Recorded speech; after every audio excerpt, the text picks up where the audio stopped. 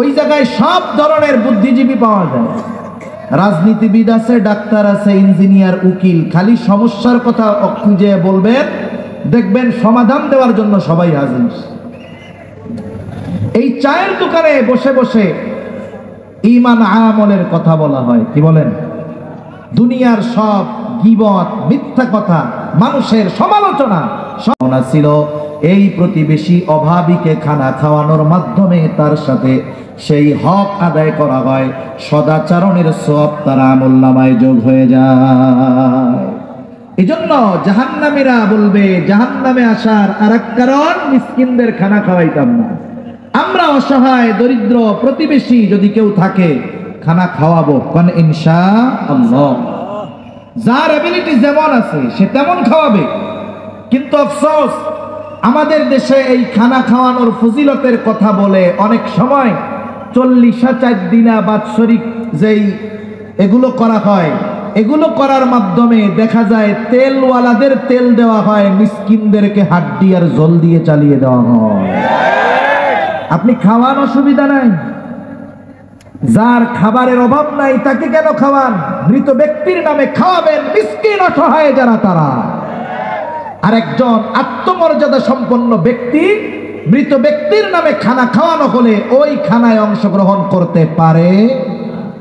আমরা দেখছি তো গ্রামাঞ্চলে, ছোটবেলায় দেখছি অনেক নেতা টেতা সম্ভ্রান্ত লোকরা আসছে মরা বাড়ি খাওয়া খাইতে, সুন্দর মতো এক ডেকসি ভিতরে নিয়ে গেছে। খাওয়ানো জায়েজ না না জায়েজ পরে, কিন্তু খাওয়াইয়াও তো আবার শরীর উপরে বাটপাড়ির মতো করা হয়। যারা এই খাবারের মূল হকদার, তারা যদি একটা গোস্তের টুকরার পরে একটু ঝোল চায়, ধমক দিয়ে বসায় দেয়, ঠিক কিনা বলেন? এটা কোন ধরনের সোয়াবের খাওয়ানো হইল? এজন্য খানা আপনি খাওয়ান, জায়গা মতো খাওয়ান, যেখানে খাওয়ালে উপকার হবে, সওয়াব হবে, কাজে লাগবে। তাহলে জাহান্নামীরা তাদের জাহান্নামে যাওয়ার দ্বিতীয় কারণ বলবে, ওয়ালাম নাকু নুতঈমুল মিসকিন, আমরা মিসকিনদেরকে খানা খাওয়াইতাম না, এই জন্য জাহান্নামে। তাহলে আমরা কি করব? মিসকিনদের খানা খাওয়াবো। 3 নাম্বার, ওয়া কুন্না নাখুদু মাআল খাইদিন, অনর্থক অহেতুক তর্কে মজলিসে যারা লিপ্ত থাকতো, আমরা তাদের সাথে মিলে ওই বিতর্কে অংশগ্রহণ করতাম, অহেতুক মজলিসগুলায় সময় দিতাম। আমাদের দেশে সবচাইতে বড় অহেতুক মজলিসের জায়গা হলো চায়ের দোকান।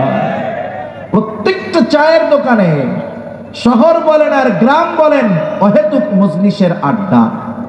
ওই জায়গায় সব ধরনের বুদ্ধিজীবী পাওয়া যায়, রাজনীতিবিদ আছে, ডাক্তার আছে, ইঞ্জিনিয়ার, উকিল। খালি সমস্যার কথা খুঁজে বলবেন, দেখবেন সমাধান দেওয়ার জন্য সবাই হাজির। এই চায়ের দোকানে বসে বসে ঈমান আমলের কথা বলা হয়, কি বলেন? দুনিয়ার সব গীবত, মিথ্যা কথা, মানুষের সমালোচনা